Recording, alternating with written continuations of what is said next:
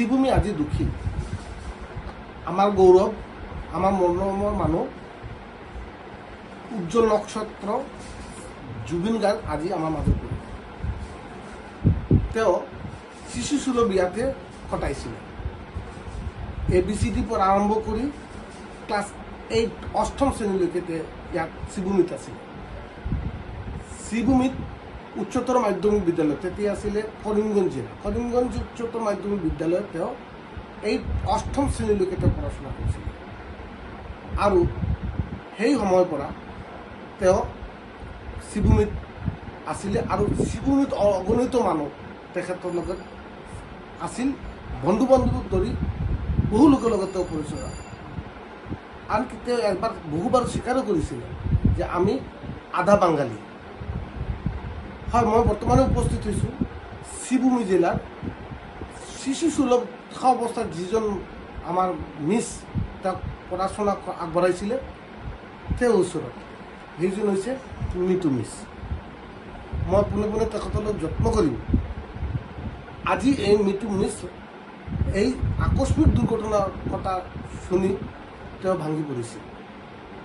তেওঁ একসময় তেওঁ মাক বুলি সম্বোধন কৰিছিল।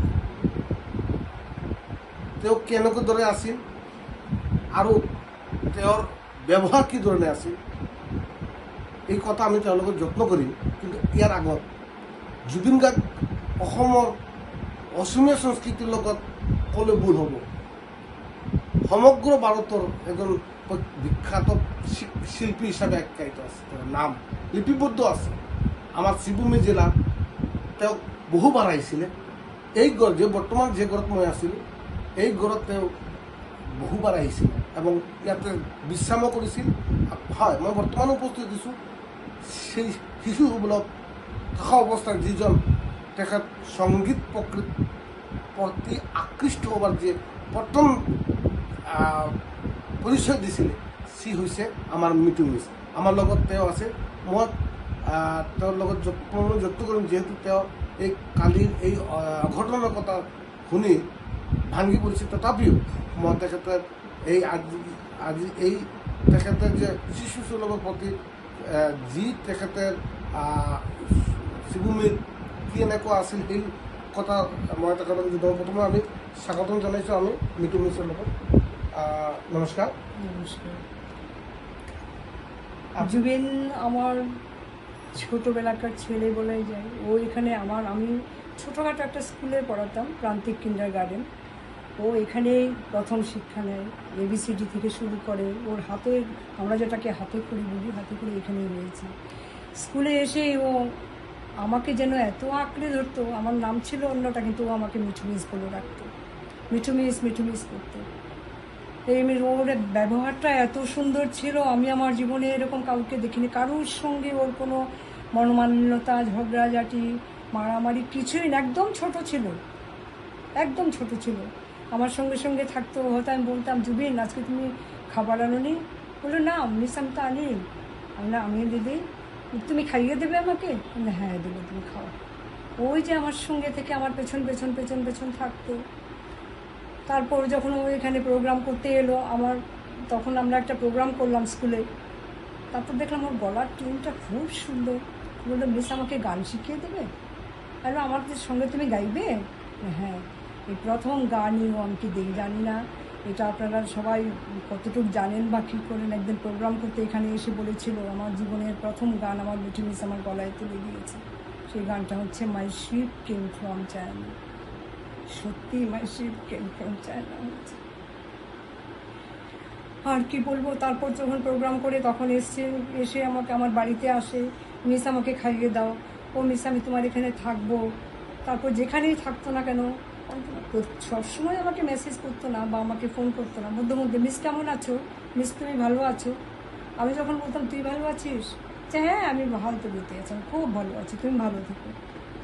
তারপরে একবার এসছে আমার বাড়িতে, এসে ওর একটা ঘটনা আমি বলি। ওর স্ত্রীকে নিয়ে এসেছিলো এখানে, বউকে আমার সঙ্গে পরিচয় করিয়ে দেবে বলে। ও গরিমা এসেছিল। তো আমাদের বাঙালির বা যে কোনো ইয়েতেই একটা প্রথা ছিল, নতুন কাউকে দেখলে একটা কিছু আশীর্বাদ করতে হয়। তো আমি গরিমাকে 1000 টাকা দিয়েছিলাম, তুমি একটা কিছু কিনে নিয়ে। সঙ্গে সঙ্গে এই শিশু সুলভ ছেলেটা দৌড়ে আমাকে গিয়ে ধরলো, বললো মিস আমাকে তুমি দেবে না, আমাকে দেবে না, তুমি ওকে দিয়েছো, আমাকে দাও।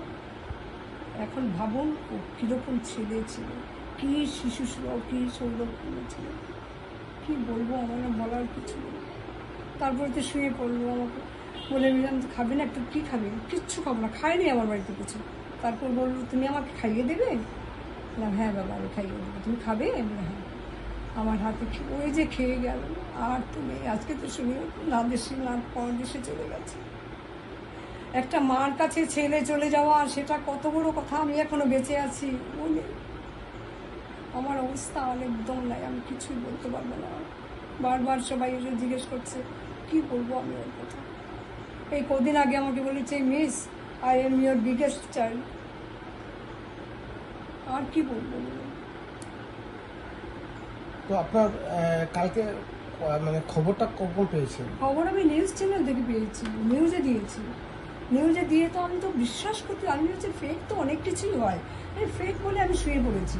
তারপর থেকে গুয়াহাটি থেকে ফোন আসছে, আমার মেয়ে বম্বেতে থাকে, বম্বে থেকে ফোন, আর মেয়ে বলছে মা জুবিন দাদা তো নেই, এরকম এরকম গেছে। আমি ভাবতেই পারি না এরকম, মানে এখনো পর্যন্ত আমার মনে হচ্ছে যে ও বোধহয় আমার চোখের সামনে দাঁড়িয়ে আছে। এত সুন্দর ওর শিশু সুন্দর চেহারাটা, দরজার সামনে দাঁড়িয়ে থাকতো, ও মিস আমাকে একটু আদর করবে। সেদিনও এসে আমাকে বলেছে, এত বড় ছেলে বউকে নিয়ে এসছে, বলছে মিস আমাকে একটু আদর করবে।